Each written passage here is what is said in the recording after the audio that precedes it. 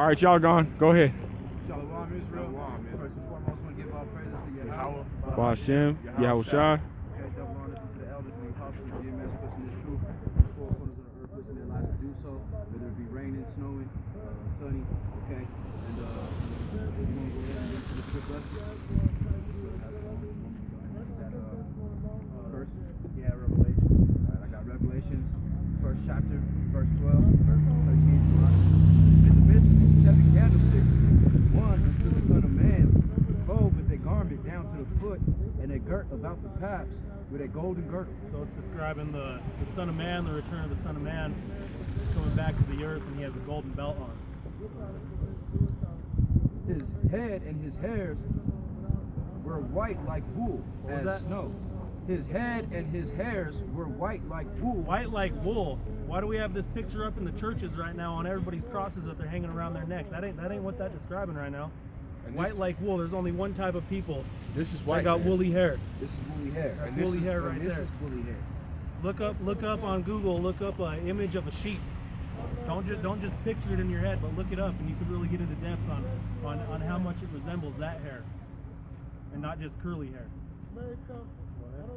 As white as snow, and his eyes were as a flame of fire. So he had white woolly hair, and his eyes were red. And his feet like unto fine brass. Fine brass. That ain't like that image either. Fine brass is a dark color. Fine brass, and it gets even darker than that. Go ahead. You burn it. As if they burned in a furnace. Burnt in a furnace. Look up an image of that too. Fine brass burnt.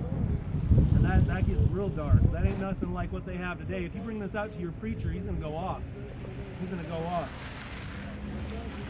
You wanna jump to in the Apocrypha on 2nd Ezra's 13:1? Yeah, I got you, brother. This is 2nd Ezra, chapter 13, verse 1.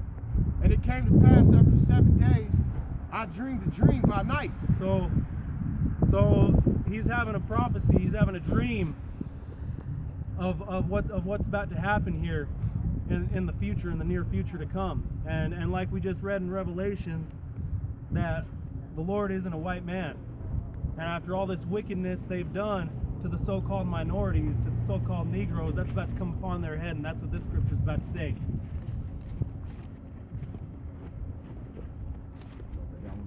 These are the tribes right here, and this is what they did, for those who don't remember. To these people, man, on this side, to these people, the rest of y'all ain't getting in. And that's just the way that the Lord wrote it. You want me to jump down to verse 2? Yeah, go ahead. And lo, there arose a wind from the sea that moved all the waves thereof. Keep going? All right, brother. And I beheld, lo, the man that waxed strong with the thousands of heaven, and when he turned his countenance to look, all the things trembled that were seen under him. Okay, stop right there. So it's describing this man come from the sky with thousands, and if you look up that word thousands, it's actually saying clouds in the Greek, because the Apocrypha was written in Greek. You need to look up these words because it wasn't written in English originally. Meaning of words. So thousands of these clouds coming from the sky back with the Lord, and everything underneath trembled. Because you imagine right now, as you're watching this video, or as you're listening to this, looking up right now and seeing thousands of things from the sky, people are going to be trembling. They're going to be so-called UFOs, unidentified flying objects. Go ahead. Down to the forehead. Yeah. All right. And whensoever the voice went out, his mouth, all they burned that heard his voice. Okay. Like as earth faileth when it feeleth the fire. Okay. So this out of his mouth, out of the mouth of the clouds that they were in, out of these thousands of things, they're shooting fire. They're shooting fire and destroying, just like a lot of these movies that they have. What's that one with Independence Day, all those movies. That's where that sign comes from. Yeah, we can bring this It's got that big old spaceship on it. Yep, that's what's about to be coming. After this I beheld, and lo, there was a gathering together, a multitude of men, out of the number from the four winds of of the heaven to subdue the man that came out of the sea. So if you look up in the sky right now, those are the heavens. And they said out of the four winds of the heavens that there were people coming from the four winds of the heavens to fight these unidentified flying objects, which would be the Air Force. Because I forget which president it was, but there was a president that said if there was an opposing force to come against the earth, if all the nations would gather together and fight that force. And that's exactly what's going to happen. I believe it was Nixon who said that. And I want to say that he also is the progenitor of the Star Wars program in general.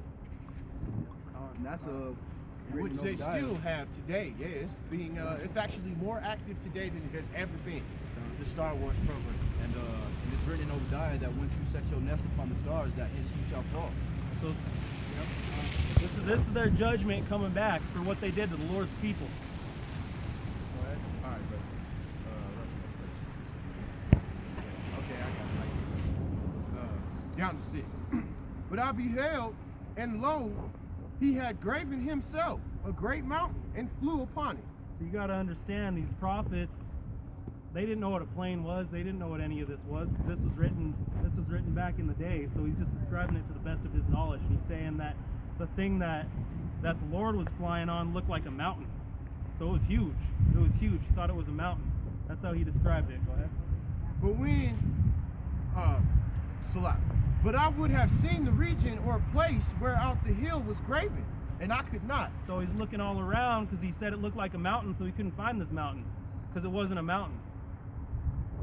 Right, he was looking at the place where it should have been. Yep.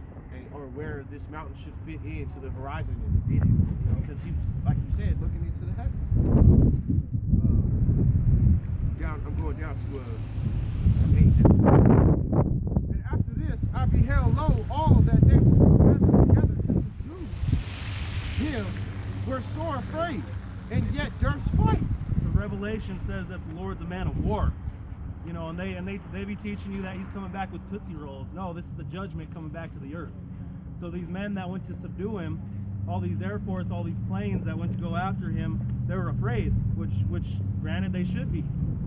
And yet the Lord put that spirit on them to fight because he wants to fight. Go ahead. And lo, as he saw the violence of the multitude that came, he neither lifted up his hand, nor held his sword, nor any instrument